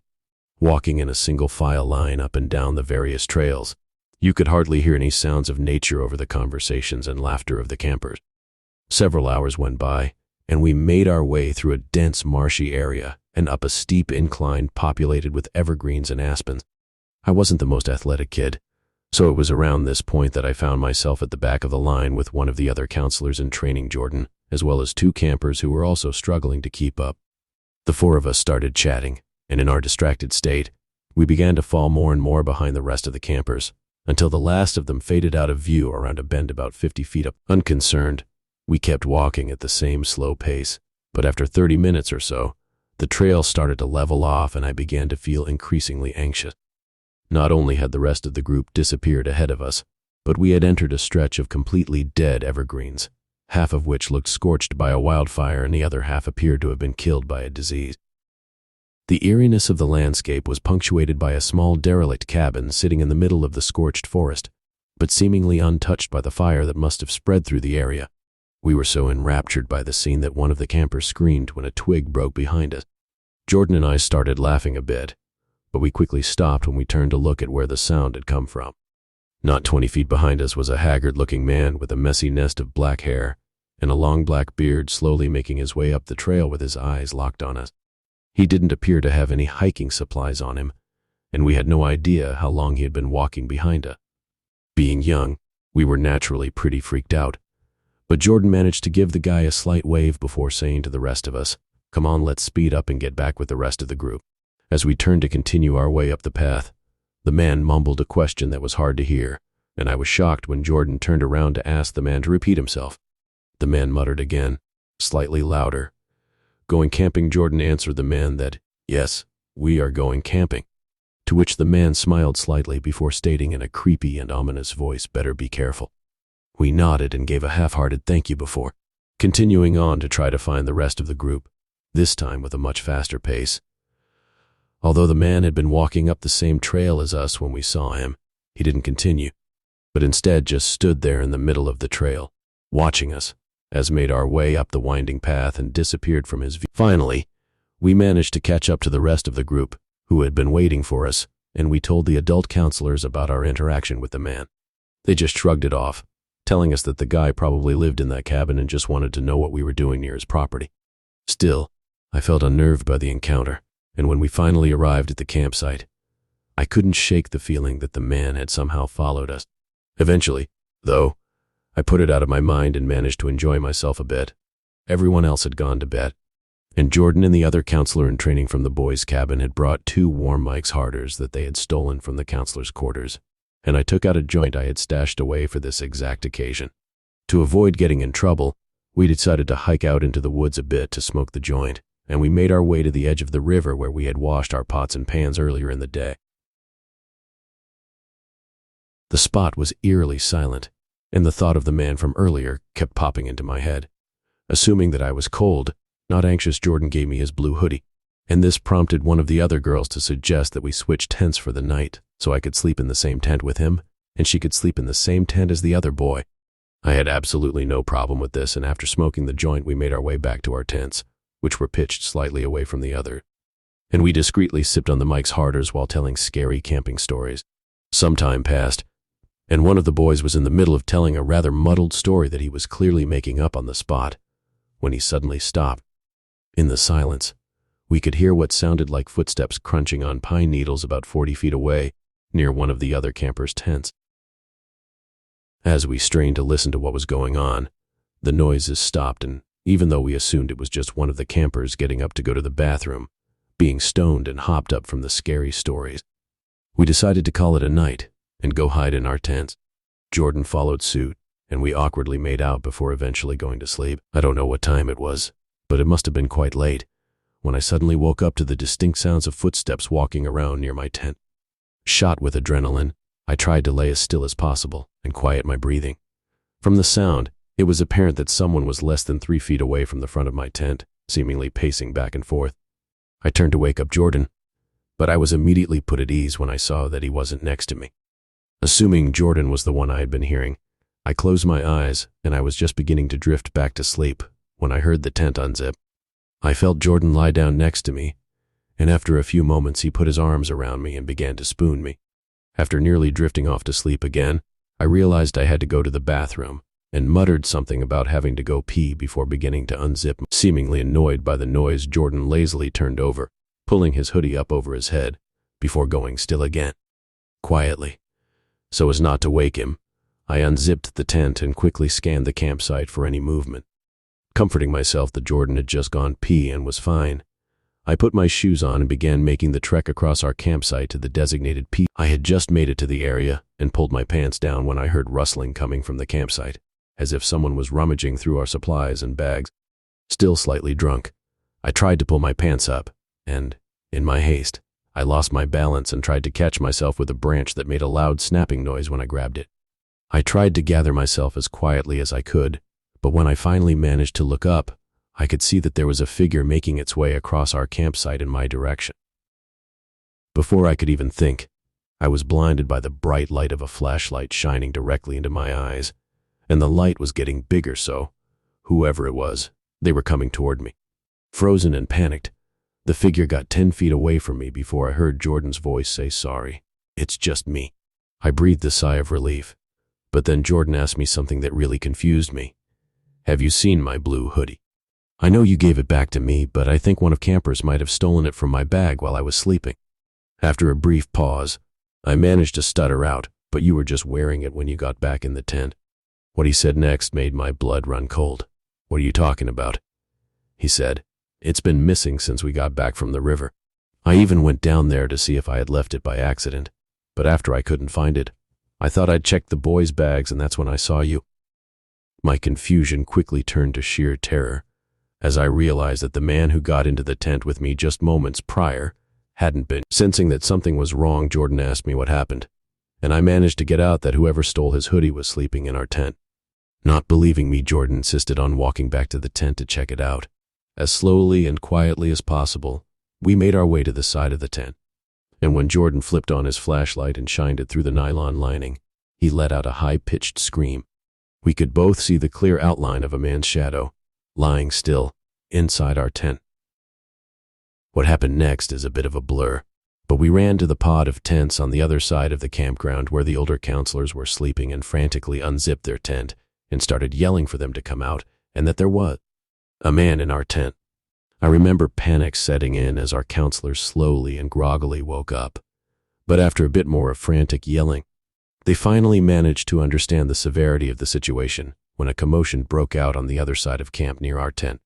By the time they ran to the scene, however, they only found an unzipped tent and a bunch of our things littered on the ground that the man had apparently knocked over or thrown during his escape. After that, we heard the counselors radioing back down to the camp to call the police, and we could tell that they were as scared as we were. I don't think any of us slept after that. Luckily, we only had to wait a few hours for the sun to come up, and by that time, a few of the other counselors had arrived with guns to escort us back to camp. On our way back down, one of the campers found Jordan's jacket tied around one of the trees on the path like some kind of marker. Needless to say, he didn't want the hoodie back, and we just left it there. To this day, I can't say for certain that the man in the tent was the same guy that we ran into earlier on the trail, but his face and that night still haunt me. This story is from Reddit user The Cyborg Solder. New Mexico, camping, dogman encounter. A long while back, I went camping at a place here in New Mexico named Oasis State Park. Back then, my church had many kids running around, and I made good friends with one. I was good enough friends with him to be invited on a camping trip with him, his father, and his little sister. Of course, I brought everything, from a Bible and spare clothes for a 3-day camping trip, a small pocket knife, a lantern, my sleeping bag, and my own tent, along with basic essentials like socks, a toothbrush, and toothpaste.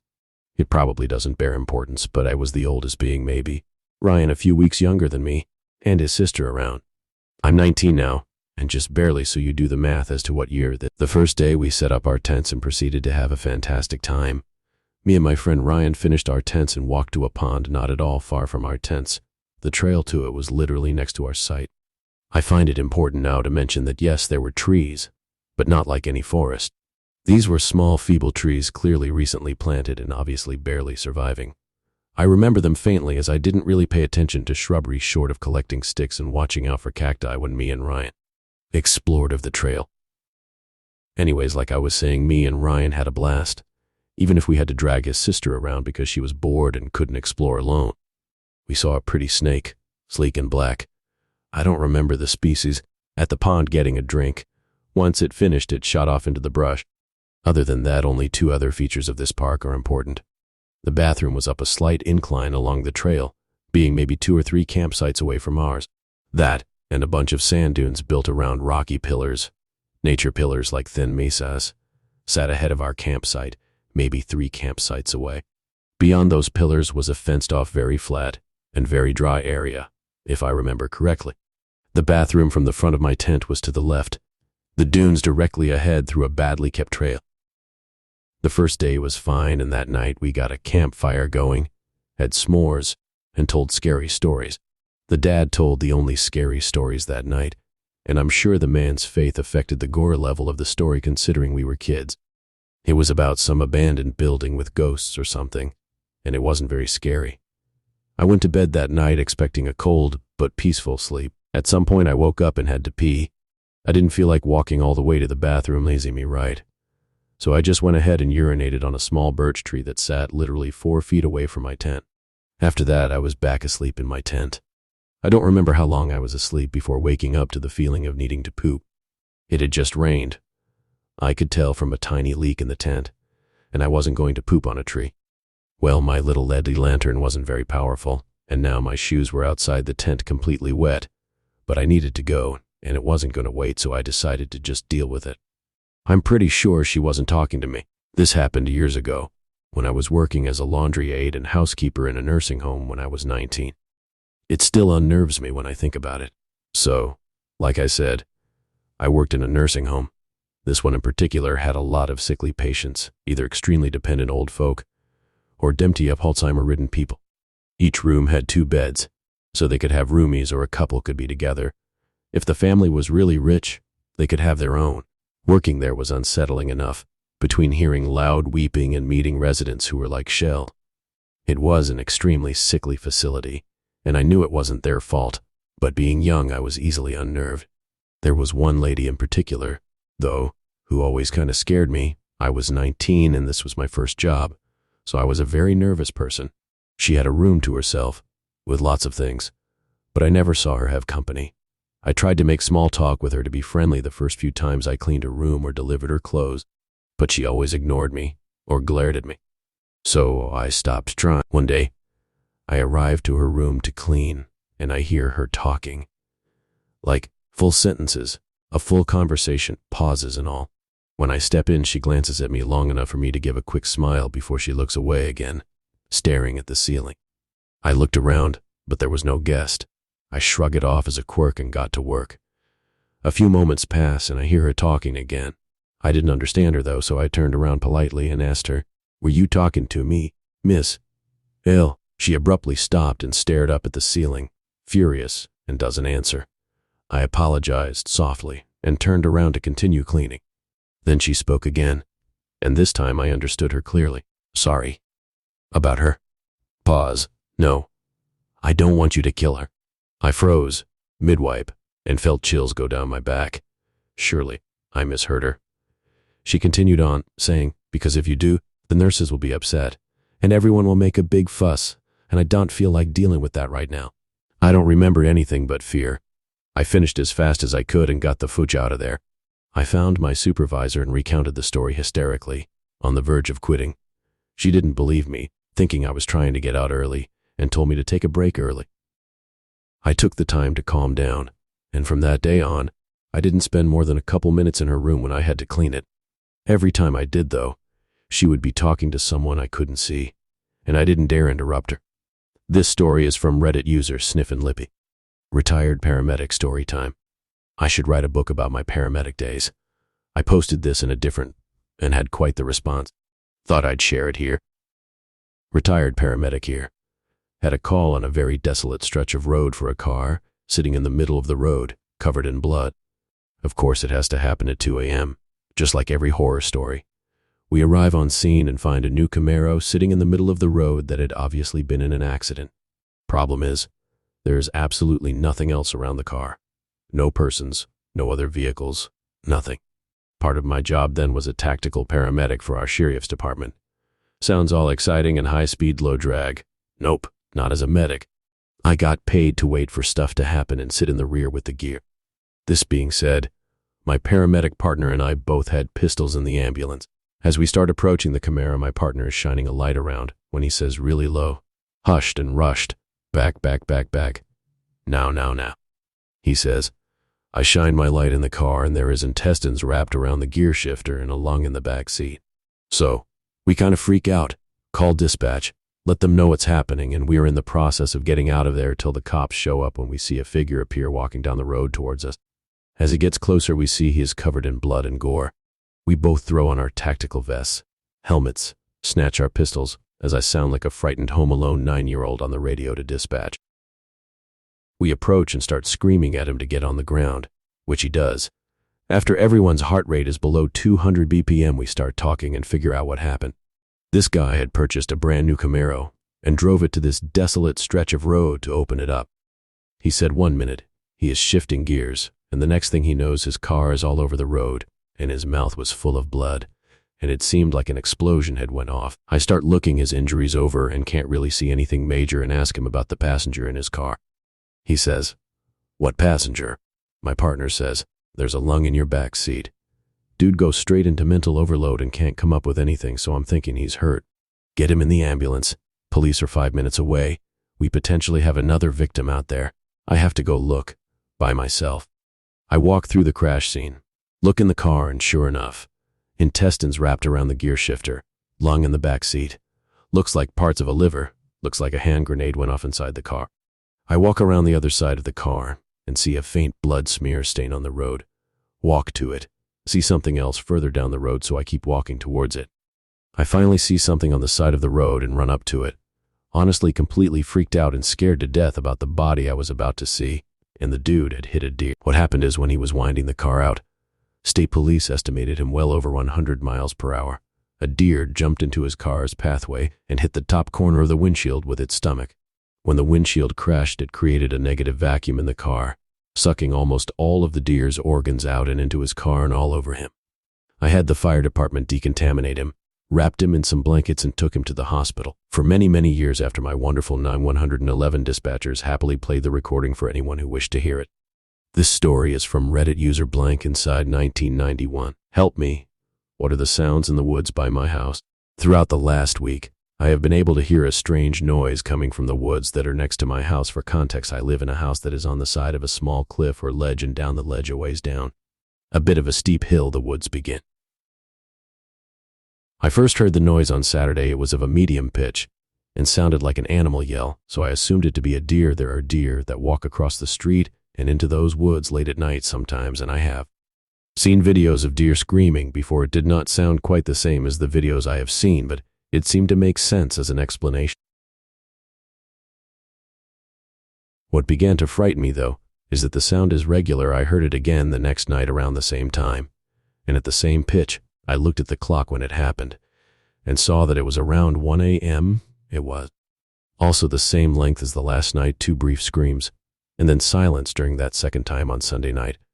I thought that the screams had a bit more tone to them, like they sounded a bit more like vocal human screams, not animal screams. I say this because the screams sound like they had the tone of fear. You know how you can tell if a scream that a person makes is one where they are afraid or one where they are trying to frighten something else or be intimidating. These screams sounded like someone that was afraid, like someone who had been quickly scared by something. I started coming up with a new theory, because thinking it was a deer was causing me to be frightened. It felt uncomfortable to think that an animal could sound that way. I started to think that maybe there were kids in the woods playing some kind of game. There are a couple of kids who live in the house next door to mine. They are not adjacent to the woods like my house is, but they have gone in there to play before, so on Monday, I went to my neighbor's house. I asked the mom if she had been letting her kids play in the woods late at night over the weekend. I said that if she was, she might not want to let them play out so late at night, as the hill that the woods are on is steep, and they could easily get injured if they are trying to navigate it in the dark. She told me that she would never let them out so late, that I must be hearing some kind of animal or maybe some teens who are sneaking off into the woods. Our area is very remote. I do not know of any teens who live around here, so I do not think what she said is correct. I thought that maybe her kids are sneaking out late without telling her, but her kids are around ages 8 to 10. I think so. That also seems unlikely that they would be sneaking out so late. I also started to think that the tone of the screams does not sound like a kid's tone. Like a kid's tone is like a squeal, and normally very high-pitched. However, these screams are more throaty, which is a sound I do not think kids can make. I stayed up late on Monday and Tuesday night, but I did not hear anything. I thought maybe then it was the kids, and the mom had scolded them or warned them after I talked to her, but did not want to admit to me that she was letting her kids outside so late. But then last night I heard it again. It was like a brief throaty scream, but this time it was more than 2, which was unlike the first 2 times. This time there was a long one and then 2 more that sounded as if they were fading, but the first one was so close to my house that I jumped when it happened. It did not sound distant at all, like it must have been at the edge of the woods. I do not know what to do, because now I have heard these screams for 3 nights. I am afraid that something in the woods is being hurt, but then I am also afraid that there is something in the woods that is trying to lure people in. Like it is something pretending to be hurt. It could just be a prank that is being done. But again, I live in a remote area.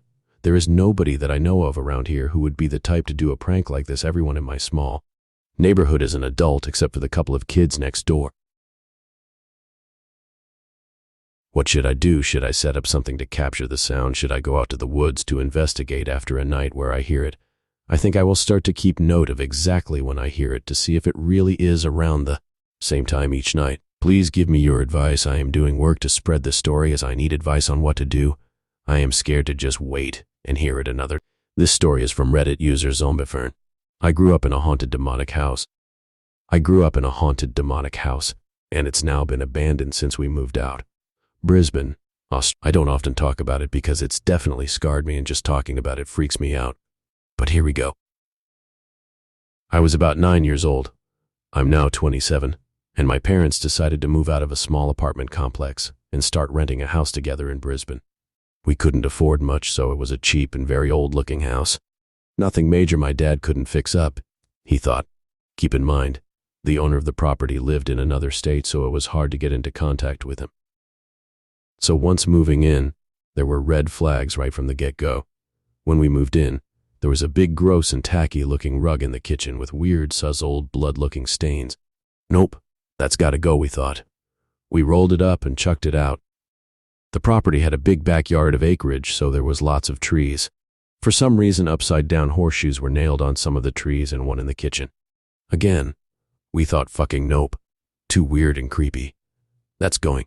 Years later, after looking more into it, we found out that hanging upside-down horseshoes was meant for good luck and to get rid of negative energy. But we didn't realize this at the time, and after taking them down, we went through many years of bad luck throughout our life while living in this house. At first, apart from the house looking creepy and old, there were no physical signs of anything paranormal. But as a kid, I loved playing outdoors. I was a big tomboy, especially having a big acreage of land in our backyard. But soon enough, being a kid that plays in the dirt, I started to find things under the dirt. I found clothing buried in random parts of the property. My mom would occasionally see little bits of cloth sticking out of the dirt too. Being curious, we dug them out, and it was always clothing of a woman or a child. Sometimes even the odd shoe here and there. My parents didn't seem to care too much, and my dad was a skeptic. They always had some excuse for why stuff was there. My house was lifted from the ground so I could go under the house and play. One day, I found a bone buried under there. This is when my mom realized this was too many coincidences and she wanted to report it to the police, but my dad just said, "Don't waste your time. It's most likely old cattle bones." So, we listened to my dad. Soon enough, the paranormal shit began. My dad always worked nights, leaving just me and my mom in the house alone. But it no longer felt like we were alone. In the living room, we had one computer at the time, back when dial-up internet was still a thing. This was the family computer. My mom was on it one night, and I stood behind her and watched her as we spoke to each other. I then felt a hand grab me on my shoulder from behind. I turned around thinking it was my dad come home early because it felt so real. I turned around, and no one was there, and my dad wasn't home. Another night, we had an old sunroom that was my bedroom. It was the middle of the night, and I was asleep, until I was woken up by my Furby toy on the shelf making noises. For those younglings, Furbies had a sensor and would talk if they sensed you in front of them. It made a few noises, then stopped. My bed was too far from it to censor me. I turned the lights on and walked over to the Furby to switch it off, but the switch was already off. Eventually, I began to have the same nightmare every single night. It always felt very vivid and real. The dream was me tied up with rope to an old bed with springs and no mattress in my very same bedroom. But it was different. No light bulb, no electricity, and no other furniture in the room besides a bedside table next to me with an old-timely candle on a plate. It almost seemed like a different time period. I would be yanking my arms and legs trying to flee, but I could never escape, no matter how hard I tried. Until I would wake up in a sweat. I had this same nightmare practically every single night, and sometimes it would result in 3 claw marks on my stomach. Didn't know this as a kid, but looking into it now, that's a sign of a demonic entity. It was so mentally exhausting. I couldn't handle being alone in my room anymore. By this point, I was about 10 or 11. I was too scared to talk about it and tell my parents what exactly was going on. No one believes a little kid, I thought, but I would come crying to them and demand not to sleep in my bedroom anymore. Being around 11, Most kids that age would love to have their own bedroom. But nope. Fuck that. So most nights I would sleep on a blow-up mattress in my parents' room on the floor. The nightmares only happened every other night instead of every night. I then started to sleepwalk. I don't have any memory of this, but my parents told me I used to sit up, scream and cry hysterically while pointing at their bedroom window that faced a view of the front door and steps at ridiculous hours of the morning. I would scream my lungs out for them to shut the window. Don't let him in. My mom was freaked out by this, as you would be, but my dad, being the grump he was, just said I was going through some phase and that I need to let him sleep for work since he works most of the night. Over time, my mom would hear walking on the floorboards in the middle of the night while Dad was at work, but nobody was in the house. The ceiling fan we had in the kitchen would turn itself on even when it was flicked off at the wall. We had lots of random things of bad luck happening, ranging from all sorts of things. The things that stood out to me was my parents starting to grow the family. My baby brother at the time was just starting to walk, but that beautiful memory was ruined. Shortly after learning to walk, out of nowhere he was bedridden. He wouldn't sleep, wouldn't eat, and he now couldn't walk. It was so heartbreaking to see this happy baby's development ruined. We took him to the emergency. He no longer could move his spine. We went to doctor after doctor doing tests, and none of them could figure out what was wrong with him. He seemed to have some sort of disease that was never heard of, or so we thought. We had so much bad luck going on, and this, to top it off, had us all in just a horrible place. One doctor even said he's faking it. We did x-rays, and there's nothing there. Okay, but why the fuck can't he move then? Till finally, another doctor finally figured it out. He had gotten some sort of very rare cyst in his spine that they had never even seen before, only read about it in textbooks. It was close to bursting and paralyzing him for life. After months of being in and out of hospital, we were finally starting to move on with our life. But then, having acreage and being animal people, we built a chicken coop shed. We had it for a while, but one morning we woke up to feed the chickens, but no chickens were in there. The chicken coop door was wide open. We always locked it with a bolt so no chickens could escape. Where are the chickens? There was at least 10. We found them. Well, part of them. All of the chickens' heads were hacked off. No bodies found, just the heads all laid out neatly in a straight line in our yard. That was the final straw. My dad stopped being a stubborn fuckhead and called the police. No suspects were found. Again, looking into this more, chicken heads are also a ritual belief for sacrificing.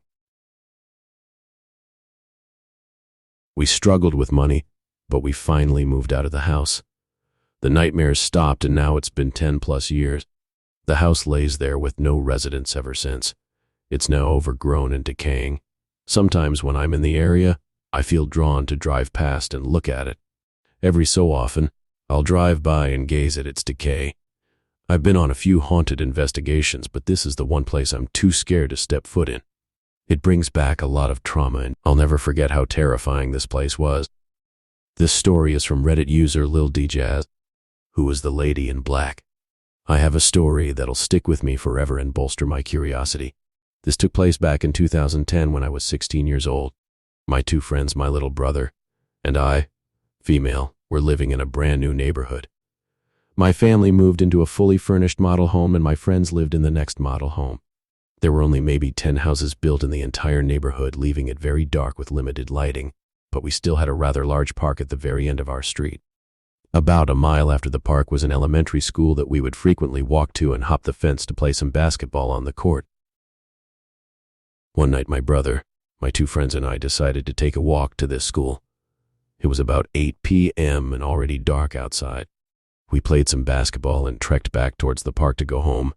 To set the scene, there was a very long and dark road from the school to the park with absolutely no lights, already setting a creepy vibe. When you first hit the park sidewalk, there sits a metal bench with one street lamp directly above it shining down. We got to the park's long and curvy sidewalk and stopped dead in our tracks. Keep in mind, our neighborhood was very secluded, and we knew the faces and structures of everybody who lived there. Here we are at about 10 p.m. now, staring directly at that bench with the light beaming down on a dark figure. A lady, I presume, dressed in complete black with the hooded trench coat covering half of her face. She was crouched over, making it seem as if she were older. No book, no cell, just sitting there at the complete end of the night. She turned her face to us, but we still couldn't see her with all the shadowing. What happened next freaked us the FK out. She turned back to face forward and slowly stood up straight, so damn slowly, and started walking kind of sideways towards us. We were still about 50-20 feet away from her. By this time, we still stood there stiffened, feet glued to the ground, in complete shock with this eerie feeling consuming us. I remember thinking this shit is pulled straight out of a horror movie. WTF. She got about 5-7 feet away from us. I understand what people mean when they say they literally are frozen in fear, and turned directly toward us with her head still down and her face still covered. We ran. We ran for our dear lives all the way back to my house, panting, trying to catch our breath. We couldn't get a word out just yet. I remember having tears in my eyes with just the thought of her movement coming near us. We couldn't figure out why she was there. We finally calmed down and got some sleep. But it's not over yet. The next day in the early afternoon we got together again, and we all walked down to that park to make sure the coast was clear just for kicks because it was pure daylight, and we wouldn't be so frightened anymore, even if the lady was there. You wouldn't believe what was on that same bench as the creepy woman was sitting on. A wild rabbit. A poor rabbit. We live in Arizona and there are plenty of those hopping around. This rabbit was cut directly in half right down the middle. No blood was leaking from its body at all, as if it had been drained, but there was no decaying and it was a fresh kill. What was that hooded figure doing there? Was it even human? What are your theories on this? It's been a decade and I still think of this story sometimes and get chills down my spine and a silly feeling in my stomach. What would she have done if she got any closer to us? I'm glad we won't ever know.